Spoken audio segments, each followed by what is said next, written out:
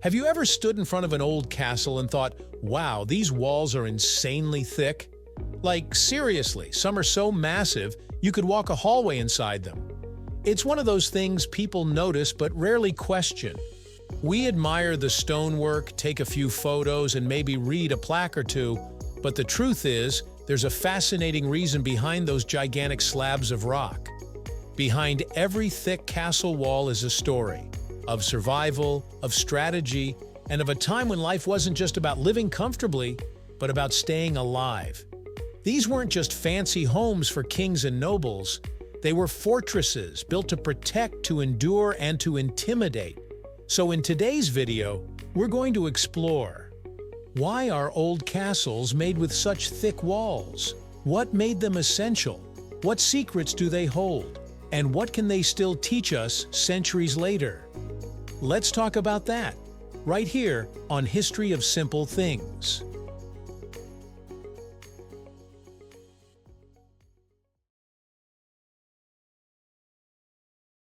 To truly understand why castle walls were so thick, we have to go back, not just in time, but into the mindset of the medieval world. Europe in the Middle Ages was a brutal place. Political alliances shifted like the wind, invasions were constant, and security meant something very different from what it does today. The only thing standing between you and chaos? Stone. Lots of it. And that brings us to the heart of the matter: defense. In the medieval era, castles weren't built just to look impressive. They were meant to be virtually impenetrable. Battles weren't always fought on open fields. In fact, siege warfare was far more common. An enemy wouldn't just attack, you'd be surrounded, cut off from food and supplies, and bombarded relentlessly. Days, weeks, sometimes even months. Catapults hurled boulders, battering rams slammed into gates, arrows rained from the skies. Flaming projectiles were launched. Some attackers even dug tunnels beneath the walls in hopes of collapsing them. A thin wall wouldn't last a single day under that kind of pressure. But a wall that's 10, 15, even 20 feet thick? That's a different story. These thick walls were designed not just to block, but to absorb. Think of them like medieval shock absorbers. When a giant rock from a trebuchet slammed into the wall, the outer stone might crack, but the inner layers, often made of packed rubble and mortar, would cushion the blow. Many castle walls had a double shell design: stone on the outside, rubble or earth on the inside. Not only was it easier to build, it was stronger and more flexible against impact. And then there's the psychological aspect. Imagine being an enemy soldier, looking up at a towering solid wall. You see no weakness, no gaps, just stone that stretches high into the sky. It's intimidating. That's intentional. Castles weren't just meant to keep people out, they were meant to send a message: we're not afraid of you.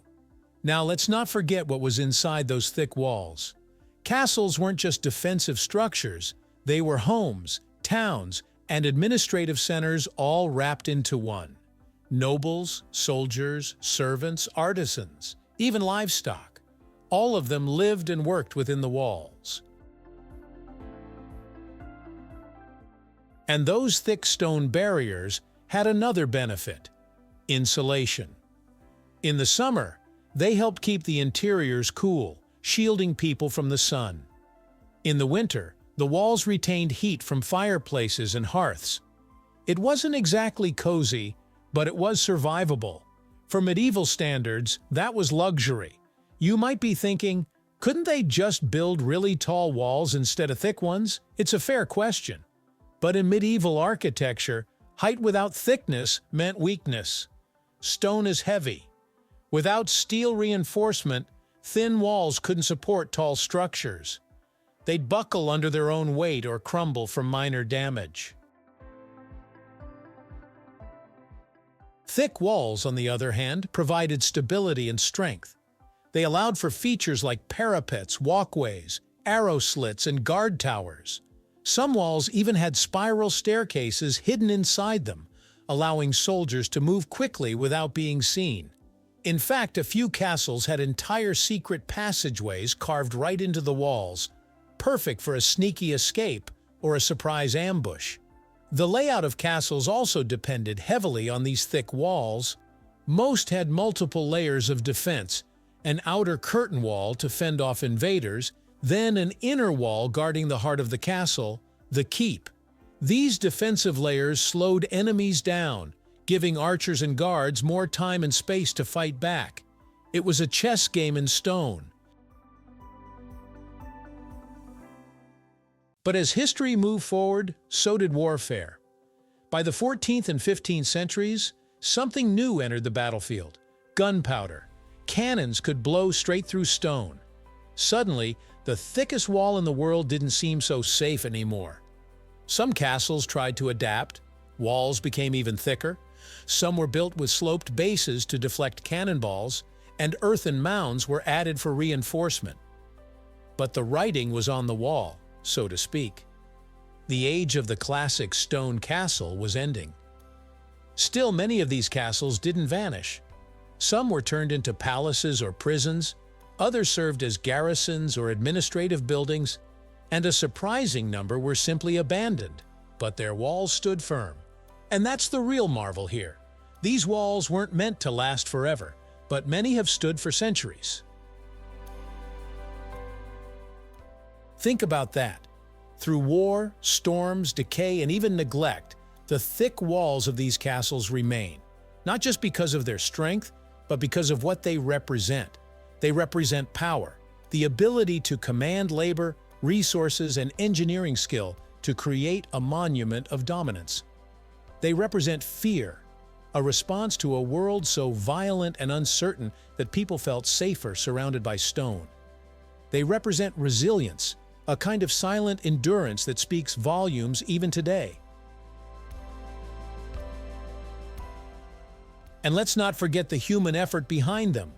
Castles took years, sometimes decades to build, each stone placed by hand, each corner planned for defense, each wall a massive undertaking involving hundreds of workers, many of whom never saw the finished result. They weren't building something temporary. They were building something meant to last beyond their own lives. In many cases, they succeeded. So the next time you find yourself standing before a crumbling fortress, or even just watching one on TV, pause for a second. Look at the walls, not just the size, but what they hold inside. Stories of battle, of community, of strategy. Stories of people who built with one purpose: to endure.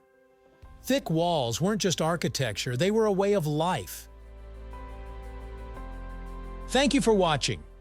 If you have suggestions for our next video, feel free to share them in the comments below.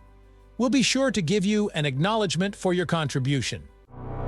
Thank you for joining us on this journey through the history of simple things. Don't forget to like, subscribe, and stay tuned for more stories woven through the smallest details.